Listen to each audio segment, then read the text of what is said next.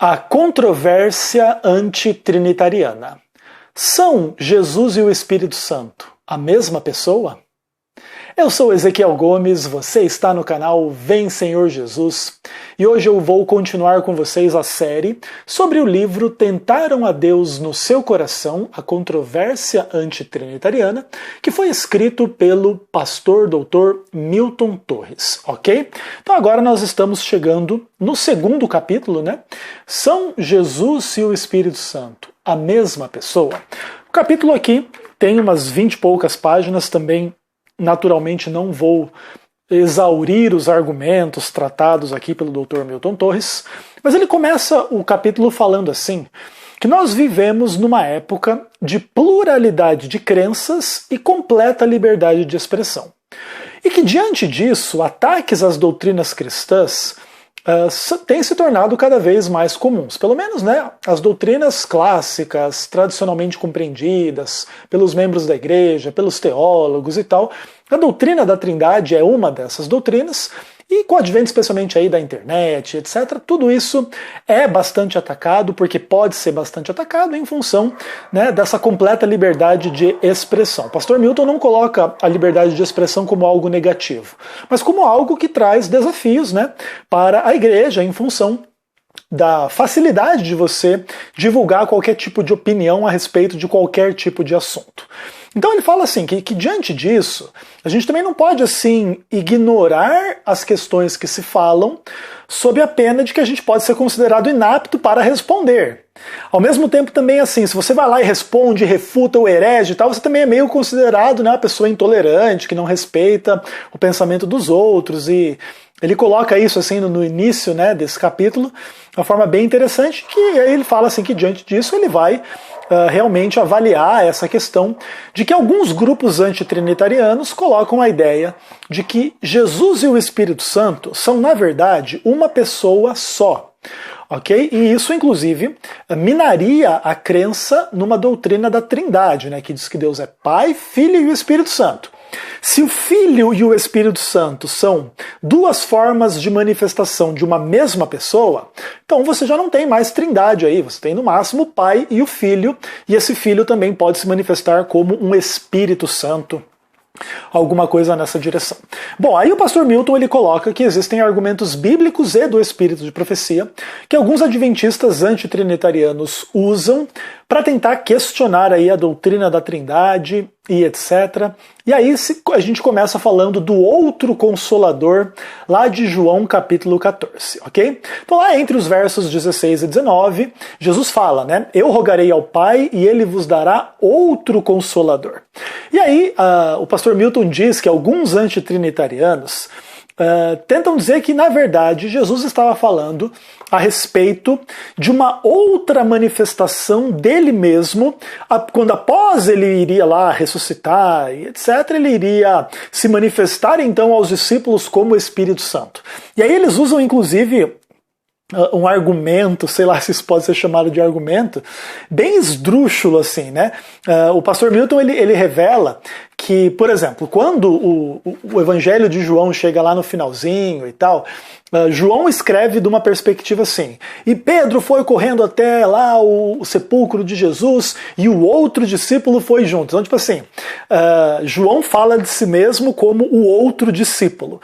Aí eles dizem, tá vendo? Ó, Jesus falou do outro Consolador, mas assim como João falava de si mesmo como outro discípulo, Jesus falava de si mesmo como outro Consolador.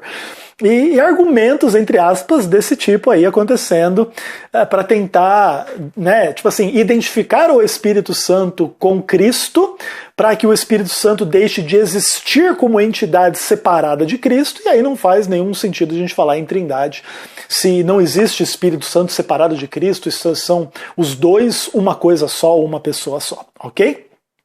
Bacana. Então, o que acontece? O pastor Milton ele vai desenvolver alguns argumentos para tentar dizer assim o seguinte, que Jesus, sempre que ele usou a ideia assim do outro, ele sempre falou de fato de outra pessoa que não dele mesmo. Okay? Então ele dá inclusive alguns exemplos assim, falando de João Batista, falando de outras pessoas, né? E etc.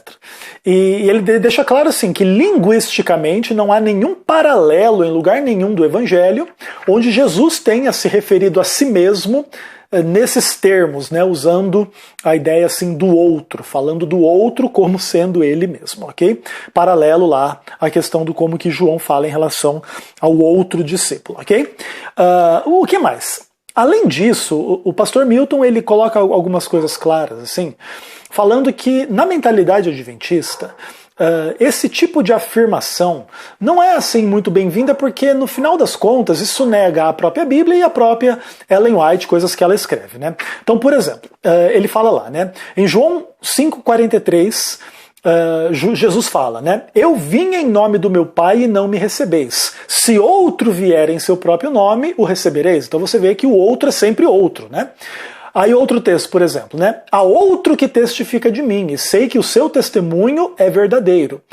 João 5,32, aí falando de João Batista, né?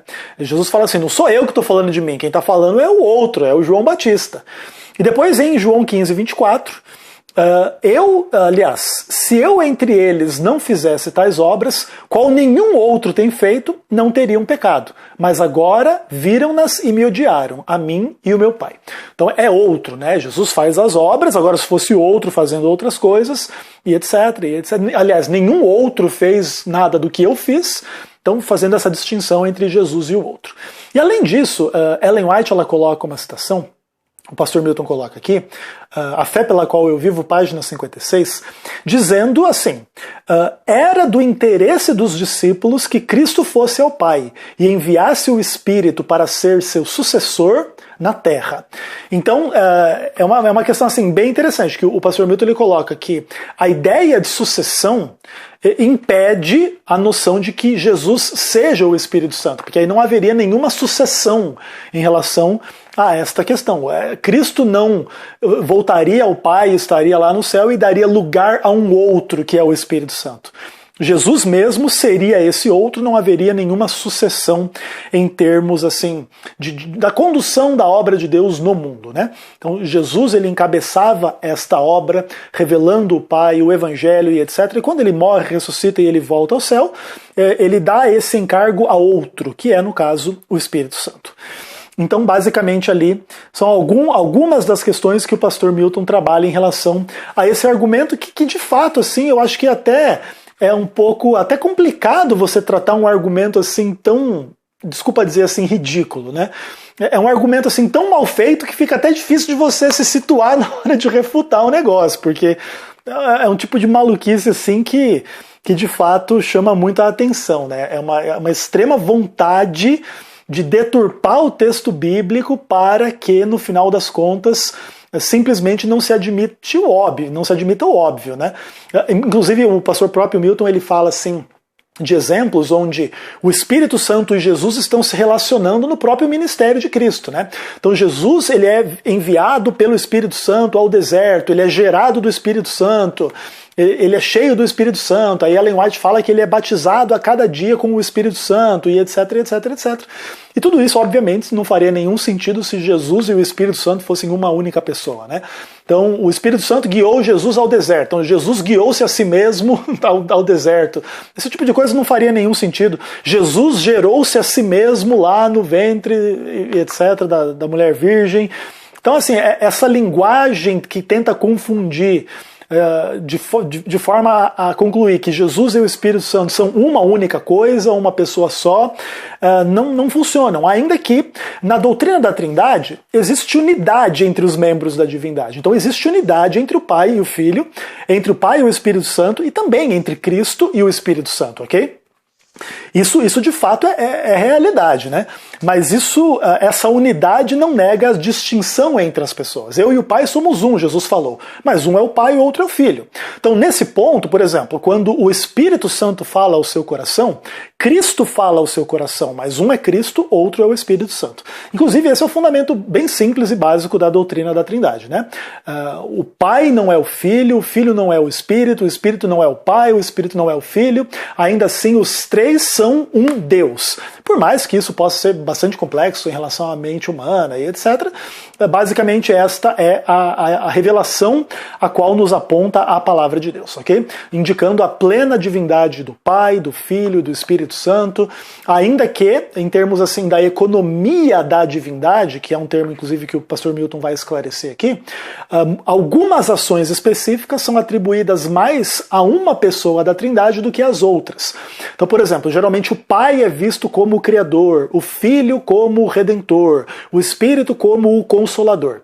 Entretanto, essas características de criação, redenção, consolação, dentre outras coisas, são partilhadas pelos três, certo? O próprio, por exemplo, Evangelho de João vai dizer, né? Sem ele, nada do que foi feito se fez. Sem ele, o quê? O verbo que se fez carne, Cristo. Então, ali está apontando para a atuação de Cristo na criação, ainda que economicamente, geralmente a gente fale de Deus como Criador, mais referindo ao Pai do que ao Filho ou ao Espírito Santo, ok? E assim por diante. Assim como o Pai estava em Cristo reconciliando consigo o mundo, economicamente, geralmente a gente coloca a redenção na conta do Filho, e não do Espírito ou do Pai, e etc. E assim por diante, ok? E aí começa uma outra sessão aqui do capítulo, onde algumas pessoas tentam tratar a questão dos pronomes impessoais para falar do Espírito Santo, para querer dizer que ele não é uma pessoa. E aí existe uma ideia que é importante da gente entender, que na língua portuguesa não existem substantivos neutros, mas na língua grega sim, né? E no inglês também. Então, o que acontece? De fato, em alguns momentos se usa o pronome neutro para se falar do Espírito Santo. Mas o pastor Milton também indica que existem momentos do texto bíblico onde se usa o pronome pessoal ali, né? Masculino no caso, né? Por exemplo, quando Jesus fala, ele vos guiará a toda a verdade, o Espírito da verdade. Ali se usa o pronome pessoal para falar do Espírito Santo. Então, se o pronome impessoal fosse prova de impessoalidade, o pronome pessoal seria prova de pessoalidade. Então, os argumentos linguísticos nesse ponto precisam ser bem equilibrados para, se você quiser afirmar que uma coisa prova uma coisa, eu vou argumentar que a outra coisa prova outra coisa. E no final das contas, o pastor Milton ele dá alguns exemplos de que não é incomum que as pessoas usem, às vezes, pronomes neutros para falar de pessoas, inclusive dentro do próprio contexto do verbo derramar, né? A Bíblia diz que Deus derrama o Espírito Santo sobre as pessoas, e alguns antitrinitarianos dizem, tá vendo? Isso não pode ser uma pessoa não pode ser derramada. Aí o pastor Milton ele dá alguns exemplos onde se usa a ideia do derramar pessoas, né? Inclusive ele cita um poema de Gustavo Bicalho que diz assim: segunda-feira perde-se a hora, o relógio evaporou. Moço, me vê um copo d'água? Acabou. A avenida derrama gente. Sublimo. Então é um poeminha simples aqui e tal, etc. Mas a ideia é que a avenida está derramando gente, né? Gente está sendo derramada. Obviamente que ali não é um sentido assim absolutamente literal do derramamento, como se fosse um líquido, um fluido, uma fumaça, coisas desse tipo. E também, assim, então, no sentido figurado, também pode-se falar do derramamento do Espírito Santo, assim como se fala, por exemplo, da gente se revestir de Cristo, como se Cristo fosse um manto, uma roupa, alguma coisa desse tipo, e ele não deixa de ser uma pessoa por causa do verbo impessoal, revestir, no caso, né? E etc. Aí depois ele faz uma outra sessão aqui no capítulo, falando sobre a relação que há entre a palavra espírito e a palavra mente, né, ou vida e etc. E ali, por exemplo, né, que o espírito sonda as coisas de Deus e conhece a mente de Deus e tal. E o pastor Milton ele diz assim, que na verdade esse tipo de texto, que é presente, por exemplo, no pensamento de Paulo, não deveria ser analisado como se fosse redundante, né? Mas sim, a pessoa do espírito sonda a mente de Deus. E ali, inclusive, ele coloca uma citação de Ellen White que é muito interessante, né? Em Evangelismo, página 617. Ela diz assim: o Espírito Santo tem personalidade. Do contrário, não poderia dar testemunho aos nossos espíritos, com os nossos espíritos, de que somos filhos de Deus. Ele também precisa ser uma pessoa divina. De outra forma, não poderia perscrutar os segredos ocultos na mente de Deus. Ellen White faz a referência lá ao texto de Paulo e diz que diante desse tipo de texto e outros, o Espírito Santo precisa ter personalidade, precisa ser divino para que as imagens bíblicas possam ser adequadas para falar dele, né? Aí assim, o pastor Milton também coloca uma dificuldade que alguns antitrinitarianos têm com a noção de que o Espírito Santo intercede, mas Jesus é o único intercessor ou o único mediador entre Deus e os homens. Então alguns antitrinitarianos tentam dizer assim, tá vendo como os dois são uma coisa só? Porque só tem um intercessor ou mediador e o Espírito Santo faz intercessão. Então esse que faz intercessão é um só, é Jesus. E ele é também chamado de Espírito Santo. Mais ou menos esse aí é o argumento. Mas aí o pastor Milton ele diz assim, que essa é uma questão basicamente que a gente resolve com a noção da economia da divindade, tá? Que é assim como o Pai é considerado principalmente o Criador, economicamente falando, em termos teológicos aí a respeito da doutrina da divindade. Mas ainda assim, vários textos bíblicos vão apontar Cristo na criação, o Espírito Santo pairando sobre as águas no contexto da criação e etc. Então assim também, o que acontece? O pastor Milton ele dá alguns exemplos de que a atuação de Cristo ela acontece concomitantemente à atuação do Espírito Santo no processo de interceder, de mediar a relação entre Deus e a humanidade. Ele coloca algumas citações de Ellen White, inclusive fazendo essa ligação. Ele fala, por exemplo, enquanto Cristo intercede no céu, o Espírito Santo age na terra. Quando fecha a porta da graça no céu, o santuário sai da terra. Jesus para de interceder lá no céu, o Espírito Santo é retirado dos ímpios na terra e etc. Então ele coloca isso claramente, que as duas coisas andam juntas, ok? É Cristo intercedendo, o Espírito Santo agindo. Basicamente uma noção assim, de que o Espírito Santo é o representante de Cristo na intercessão, com gemidos inexprimíveis em favor das pessoas, etc. e etc. Uma outra questão colocada por antitrinitarianos é que a Bíblia fala que o Espírito Santo concede dons à igreja, por exemplo, em Atos capítulo 2, mas em Efésios capítulo 4 se diz que Cristo distribui os dons à igreja. Então aí também eles tentam dizer, tá vendo? É uma coisa só. Entretanto, basicamente o que acontece é que o Espírito Santo e Cristo trabalham juntos, e ora esse trabalho é atribuído a um, ora é ao outro. Além disso, como membros da divindade, eles têm unidade entre si, de maneira que aquilo que um faz também pode ser atribuído ao outro e assim vice-versa, certo? É como eu digo, né? O Espírito Santo falou comigo, Cristo falou comigo, Deus falou comigo. Por quê? Porque no final das contas é uma coisa só, ainda que exista essa distinção de pessoas, Pai, Filho e Espírito Santo, ok? Beleza, o que mais? Aí ele vai falar de algumas dificuldades em termos assim de manuscritos bíblicos e crítica textual, especialmente em torno da coma joanina, que é 1 João 5, versos 7 e 8, que fala lá que o Pai, o Espírito, aliás, o Pai, a Palavra e o Espírito Santo, esses três são um, que é um texto historicamente sabido que não é original, mas que foi introduzido mediante falhas, né, dos copistas ali na hora de traduzir ou de colocar algumas anotações às margens do texto. Em algum momento aquilo foi trazido para dentro do texto.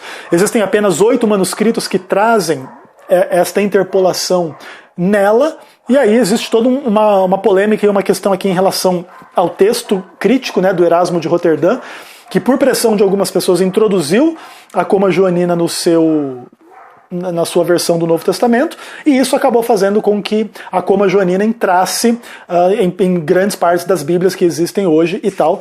Mas o pastor Milton ele diz assim, que a gente tem consciência de que o texto não é original, e a gente pode muito bem crer na divindade, na personalidade do Espírito Santo, e inclusive na Trindade, sem nenhum recurso a esse texto específico.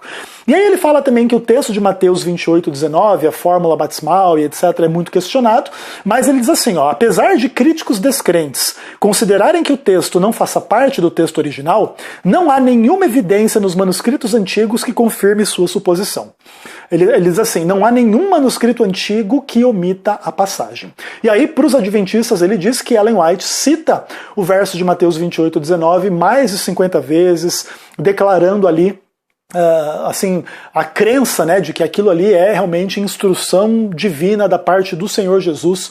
Inclusive ela diz assim, né, O Consolador que Cristo prometeu enviar depois de subir aos céus é o Espírito em toda a plenitude da divindade, que torna manifesto o poder da graça divina para todos os que recebem e creem em Cristo como Salvador pessoal. Há 3 pessoas vivas no trio celestial. No nome desses 3 poderes, o Pai, o Filho e o Espírito Santo, os que recebem a Cristo pela fé viva são batizados, e estes poderes cooperarão com os súditos obedientes do céu em seus esforços para viver uma nova vida em Cristo. E aí a conclusão do pastor Milton em relação a essa citação de Ellen White, que está lá no periódico Bible Training School, 1/3 de 1906, o pastor Milton diz assim: o espírito de profecia valida assim o batismo em nome do Pai, do Filho e do Espírito Santo.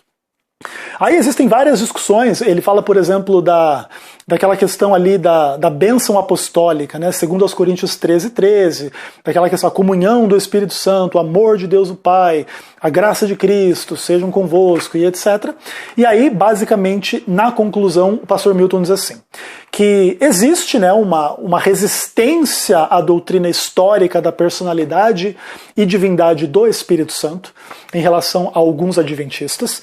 Ele vê isso como uma obra maligna de pessoas que, ao negarem a fé na teoria bíblica da divindade e personalidade do Espírito Santo, podem perder uma conexão mais viva com o Espírito Santo e assim serem derrotados na sua vida cristã de uma forma geral, ok? Ele diz que a gente não pode se vangloriar, que a gente tem uma compreensão completa e absoluta da natureza do Espírito, do papel do Espírito, mas nós temos informações suficientes nas Escrituras para declarar quem ele é como nosso amigo, como nosso Deus, como aquele que é Deus conosco, é presente conosco e representa Cristo e representa o Pai, porque tem unidade com o Pai e o Filho. Ok, pessoal? Então, basicamente, aí esse é um resumo do 2º capítulo do livro A Controvérsia Antitrinitariana.